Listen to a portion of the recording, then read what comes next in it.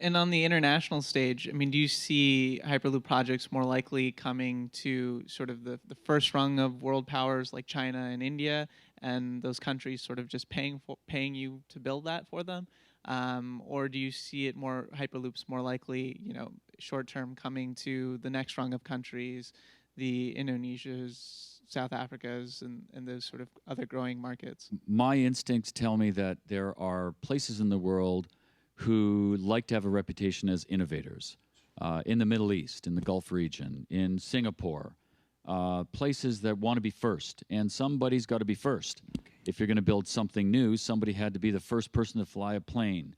Someone had to be the first person to actually ride in a car or a driverless car. So there are places that want to be first. The only question I would ask why would we invent the technology in Los Angeles?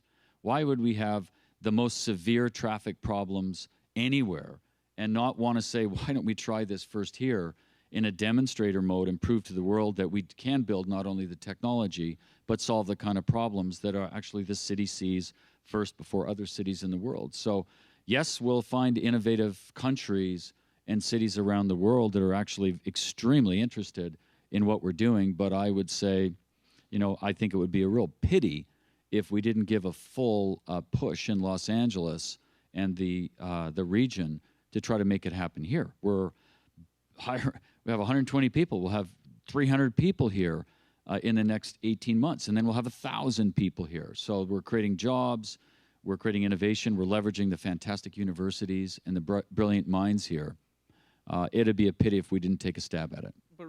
But regardless of where it's built, who's going to pay for it? I mean, do you see the countries, the countries that want to be innovators having enough money to really sort of pay for the initial projects? Well, if you look at who's going to pay for it, clearly public transit, the metro systems, the bus systems, high-speed rail systems are typically invested in by the public. Freight systems are typically invested in by companies.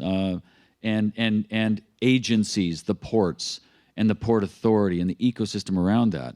But I actually would expect that the efficiency that we could generate with a Hyperloop for freight here or elsewhere would be entirely funded privately because the economics would make a lot of sense.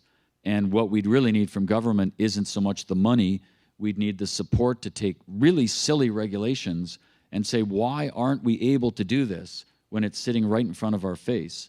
And that would be the thing we would ask for, is real fast tracking something different than what we have today. Because everybody's talked about this and tried to solve the problem, and it hasn't worked.